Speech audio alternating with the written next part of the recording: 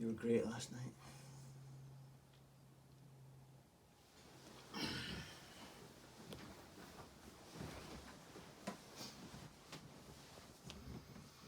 So were you. Just thought we'd have a wee chat, because we never seem to hang out, you and I, just you and I, and a wee glass of wine. So, I thought I'd maybe answer some viewers' questions and just have a wee chat. And so I thought we'd do it with a glass of vino. It's quite a big one actually, eh? This could get a bit ugly. Right, I've got a list of questions and things on my agenda that I want to talk about. So this is the kind of video you'll only watch if you've got some idle time. This may lose me some subscribers, I don't know, but if you've got some time and you want to hear me gabber, stay tuned, because I've got a nice agenda coming up. So first thing on my list, that's dodgy, eh? Putting your red wine on your cherished Boss Katana. Right, let's talk guitars. What's your practice regime? Ooh, right. I just love guitar so much that I just play it every day, or most days. Now and again I have a day off. But most days, and since YouTube, and since I've started to get a few more subscribers on YouTube, I do feel a little bit compelled to work harder on it. But it's not because I feel pressure to give you guys a good video. I just feel that I want to be the best guitar player I can be. I've left it a bit late, I'm 50 years old, but I want to be as good as I can be, so I enjoy it. Every day I play. Sometimes I just run over my same old licks and get into a rut. Sometimes I'm just, there's a particular thing that enthuses me and I'll just play that, or I'll play along to the various millions of back-end tracks on YouTube and do that. But it's not a chore, I just love it. And probably on average a couple of hours a day, but sometimes I'm like 5 hours a day and then maybe nothing for a day. So that's my regime. Next thing on my agenda, oh yeah, as you know, I have my 5 stock guitars that I love. I found this in the attic. You know what this is? Before I show you the headstock, it's the guitar I've played least. It is a Gordon Smith. I think it's a British manufacturer. And this was actually purchased by me with my first wage check, my first salary slip from Standard Life in Edinburgh. And you know that way when you first start your first job you feel completely loaded because you've not got any debts yet. This was the start of my slippery slope. I wanted a guitar, and my dad, I think he maybe influenced me to get this a little bit, and I think we both agree in hindsight this was never a guitar I should have got, but I wanted it at the time. My dad loved its simplicity, that there's hardly anything on it, therefore nothing to go wrong.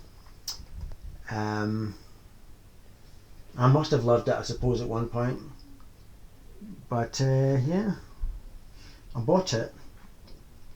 Didn't gel with it, and my dad had a 1978 Telecaster that I remember him buying. In fact, let's cut to that guitar right now, shall we? You're on Candid Video. Start playing, Bo. What? You're on video. Right, so I'm gonna do a technique, okay? Well, it's not really a technique. It's just sing a sound. A sound. I think sounds good.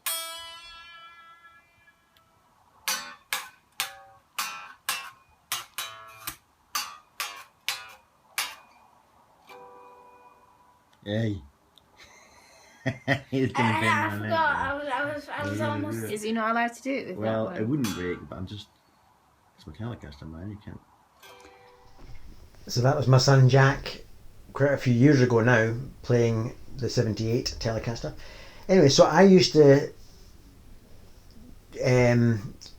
take the Telecaster. When my dad went to work, I would take the Telecaster out of the case And just the joy and the feeling of awe it gave me compared to something like this. You know, the Telecaster being a real guitar, a real cool guitar, more than a guitar just to do a job. Where this, he feels like a thing that is supposed to function. The Telecaster was exciting. And I can still remember how it feels to look down on top of that 78 Telecaster and see the dot markers and just feel it was a bit special. And so eventually my dad said, "You're playing that Telecaster more than you're playing this. Why don't we swap?"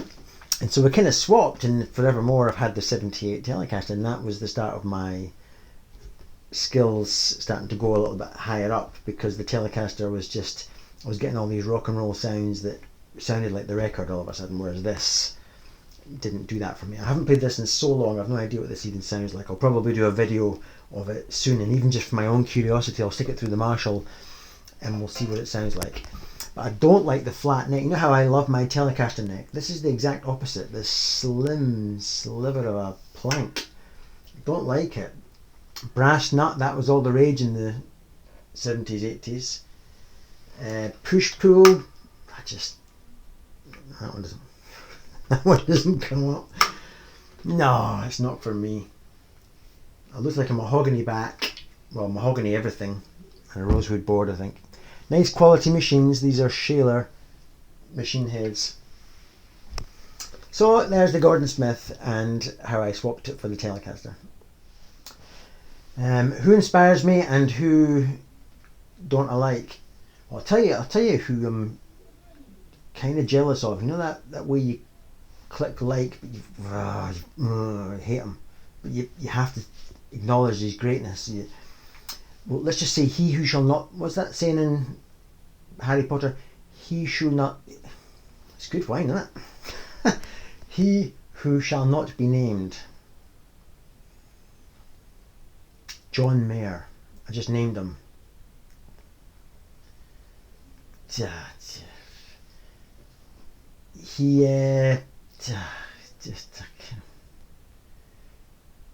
he's too good looking.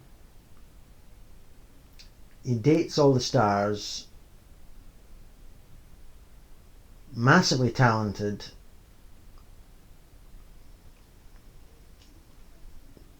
And acts like it's not even hard for him. So he kind of irritates me. And you know, I wrote to his agent and I said, I am willing, John, for you to come on my channel and we'll do a jam. And you know, he didn't even reply. His loss. I mean, look where he is now. Look where I am. I've got 1,700 subscribers. Look where John is. So, and on the flip side, Eric Gales is doing it for me right now. Eric Gales, oh yeah boy. That boy is on fire. I just love Eric Gales just now. Next question. Do I get into ruts, and what do I do? Absolutely I get into ruts, just like you do. The same old licks, the same old things that were turning me on are like, oh God, Paul, come out with something new for God's sake. Your subscribers are going to start noticing you play the same lick in different keys, or I've heard that pattern before, and all that sort of stuff. And it's a great feeling to stumble something new. But all I tend to do when I get into ruts is I don't get frustrated anymore. I used to get really annoyed and put the guitar down. Once I put it down for about 9 years. I don't get frustrated anymore. I just know that if I'm there serving the cause every day in this little room, that it doesn't matter. It'll be crap today and it'll be crap tomorrow, but the next day I might come out with a wee gem. And I put that many hours into the guitar that a little gem is going to come. It would almost be unfair. I'm not a religious person, but I guess I do feel kind of spiritual, and there's kind of a flow to things, and there's a way I feel there's maybe not destiny. This sounds a bit heavy after 3 sips of a strong glass of red wine, but I do feel that you've got to be in it to win it. So if I come up to this room and I put in the hours, that something will come, and something always does come. I stumble on a new lick, a new way of playing a thing. I change my position and play the same lick in a different position, and suddenly something happens.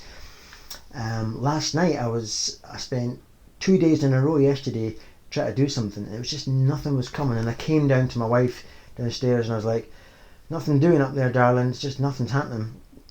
And then I we got ready for bed, and just before I went to bed I came into this room again and picked up the Telecaster, unplugged, and I stumbled on something, and my wife actually, she shouted through because she was hearing me repeat the same thing, and she said, "Oh, have you found something?" I was like, "Yeah, what's this I'm doing?" And so that will come out soon. It's my variation of Jerry Reed's The Claw, and I've just stumbled on something. So yeah, but if I'm struggling to get out of a rut, I go onto YouTube, and the person who seems to always get me out of my rut is Joe Bonamassa, but not the big stage presence, the big multi-stadium things. Playing at the Baked Potato Club, and playing with, is it Polly Kera? That guy, and he's the brass player. Just when he's in the back, right, Joe, it's your turn, and Joe takes a solo, or when he's trading licks with these other guitar players, that gets me out of a rut when I see that. The latest thing to get me out of a rut was watching Eric Gales on this year's, or was it late last year? I think it was this year's Keeping the Blues Alive at Sea thing. So if you type into YouTube Eric Gales Keeping the Blues Alive, and he does his Jimi Hendrix fix for the day, and oh God, man, it just got me out of my rut. So that's what I do. I just watch YouTube just like you. Next one, effects pedals and pedal boards, and why don't I have them?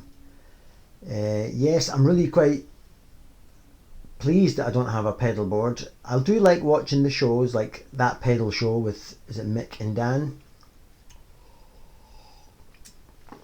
I do like watching that, and I'm getting more and more aware of pedals, but when I look at them and the big board on the floor, and nobody can do a demo these days without having a big board on the floor and putting it through.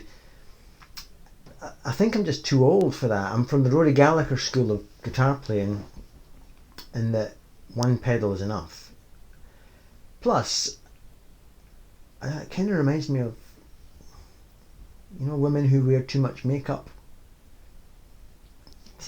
I just like a bit of honesty, and I like just the guitar to sound like it is, and like the amp is, and I like to hear the combination of that guitar and that amp. And if you've got a good overdrive pedal that you like to use and it forms part of your signature of your sound, great. The only pedal I really play regularly is the Hudson Broadcast, and I've teamed that up with the Supro, which is just behind me, just because that is classy 25 watts, and I would need to pump it really loud to get the overdrive that I like. So I have that through the Supro, whereas the Cornell's got volume attenuation, so is the Marshall, and the Katana is just does anything you want. So what am I needing pedals for? So much more to go wrong, and the thought of my guitar signal, I spent thousands of pounds on these guitars, and now I've got to put it through a lead, so I spend a lot of money in the lead. Then I've got to go through a circuit of pedals to further corrupt the sound, and then into the, oh God, it's not for me. Mind you, if I was a different kind of player, if I was in a covers band, I guess I'd have to succumb to a pedal board, but it's not cool for me. I love the thought of, so where's your pedal board? Oh, I've just got this beaten up Strat and an amp. I love that idea of just being basic. And of course, if you can play well, who needs a board? And so it encourages me to be the best player I can. But who knows, maybe in a year's time I'll be having loads of pedals. I like to experiment now and again. I've now got a tremolo pedal in my Hudson Broadcast and a couple of very, very cheap overdrives, but it's really just the Hudson Broadcast that is my go-to pedal for the Supro. So I'm very aware this is about to breach the 15 minutes mark. I think that's the maximum I can upload. So let's make this a part 1, and I'll see you on part 2. Bye for now.